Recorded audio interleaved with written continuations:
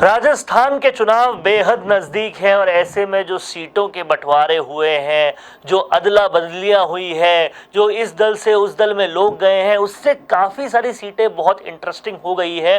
और ऐसी ही एक सीट है नागौर खिवसर की, जहां मिर्धा बनाम बेनीवाल का मुकाबला होने वाला है और कई सारे घटनाक्रम इसमें सामने आए हैं। रिचपाल मिर्धा और हनुमान बेनीवाल की मौखिक लड़ाइयाँ भी सामने आई है, ऑडियोज़ भी वायरल हो रहे हैं, बहुत कुछ हो रहा है।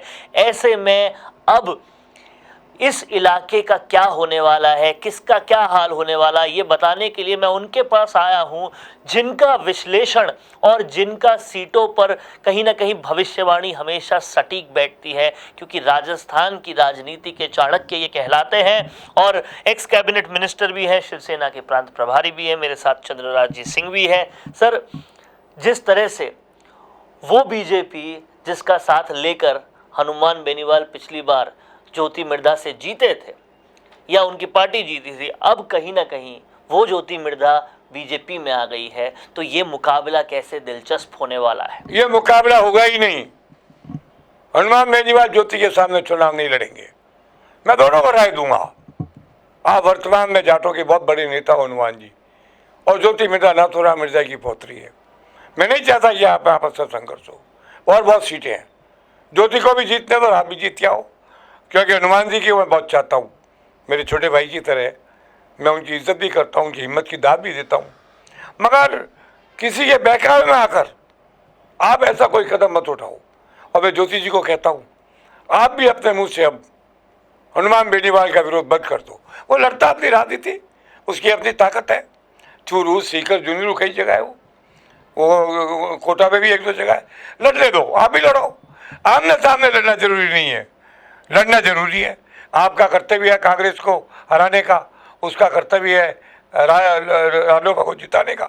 अपने अपने कर्तव्य का पालन करो, आपस में संघर्ष मत करो, मैं यही राय दूंगा। लेकिन जिस तरह से इस बेल्ट में संघर्ष हो रहा है, कहीं ना कहीं बीजेपी से आकर ज्योति मिर्धा ने अब हनुमान बेनीवाल के लिए आने वाले भविष्य में बीजेपी से गठबंधन के भी रास्ते कम कर दिए हैं। वहीं दूसरी तरफ रिचपाल मिर्धा और इनकी भी, हनुमान बेनीवाल की भी बहुत ज़बरदस्त लड़ाइयाँ देखने को मिल रही है।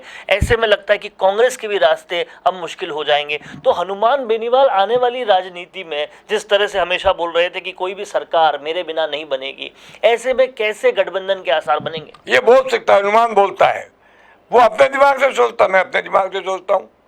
मैं ये मानता हूँ कि इस बार मरे मरे भी भारतीय जनता पार्टी की 120 सीट आएगी, और मरी मरी कांग्रेस, ताकतवर कांग्रेस और जिंदा कांग्रेस तीनों की मिला के 40 सीट आएगी। ऐसी स्थिति के अंदर सरकार तो भाजपा की बनेगी। पर मैं ये जरूर चाहूँगा कि भाजपा एक बार हनुमान बेनीवाल को सांसद बना चुकी है, उसके प्रति सम्मानजनक तरीका रखे। और जो आरोप लग रहा है हनुमान बेनीवाल पर कि वो अशोक गहलोत और कांग्रेस से मिले, ये पॉसिबल ही नहीं है। कांग्रेस के सारे जाट 40 साल से विरोध में रहे हैं, कांग्रेस के होते हुए गहलोत के विरोध में रहे हैं। ये गहलोत का समर्थक बनने की जरूरत नहीं है। गहलोत के कोई भी जाट साथ नहीं है। बलराम जाकर से लेकर महिपाल मदेरना तक जाटों का जीवन बर्बाद किया है।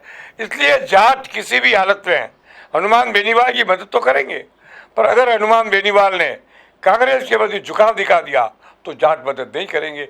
ये राय मैं देना चाहता हूँ, क्योंकि मैं हनुमान की योग्यता को मानता हूँ। हनुमान तो 2003 में ही मंत्री बन जाता, पर मेरी भूल के कारण वो नहीं बन पाया। इसके लिए उनकी शिकायत है मेरे से, वो वाजिब है। मैं चाहता हूँ हनुमान भी जीते और ज्योति भी जीते, दोनों तरफ जीते, मगर दोनों के सामने कांग्रेस हारे। मेरा लक्ष्य कांग्रेस को हराना है, बाकी पार्टियों को जिताना हराना ये मेरे लिए बहुत गौण और छोटी बात है। तो ये थे चंद्रराज जी सिंघवी, जिन्होंने एक बहुत ही बड़ी बात की कि जाट जाति में जो बिखराव हो रहा है, जो खाई बन रही है, वो और ज़्यादा बड़ी ना हो। इसके लिए ज्योति मिर्धा और हनुमान बेनीवाल को आपसी संघर्ष बंद कर देना चाहिए और कहीं ना कहीं आने वाली राजनीति को और ज़्यादा अच्छा बनाना चाहिए, कम से कम जाट कौम के लिए और बेहतर बनाना चाहिए। कैमरा पर्सन चेतन के साथ वरुण भंसाली, राजस्थान संवाद के लिए।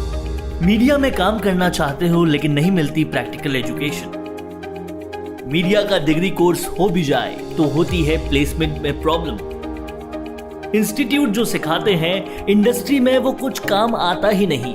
इन सारी प्रॉब्लम्स को सॉल्व करने का फुल प्रूफ तरीका है मिशी media institute of media education, जहां आपको डिग्री, प्लेसमेंट और प्रैक्टिकल एजुकेशन तीनों मिलेगा और साथ ही ट्रेडिशनल मीडिया के साथ सिखाई जाएगी डिजिटल मार्केटिंग और वीडियो मार्केटिंग, वो भी लाइव प्रोजेक्ट्स के साथ।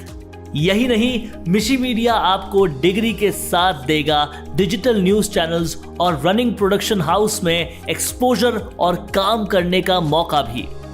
इसके अलावा आपको इस कोर्स में मिलेगी तमाम बड़े अखबारों और चैनल्स के चर्चित एंकर और डेस्क के लोगों से क्लासेस।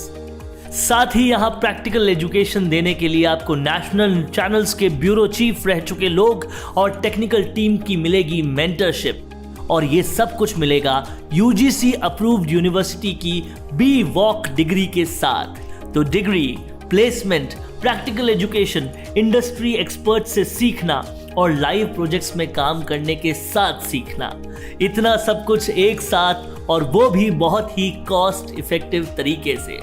तो अब बिल्कुल देर मत कीजिए, नीचे दिए गए लिंक पर क्लिक कीजिए और आज ही हमसे जुड़ जाइए।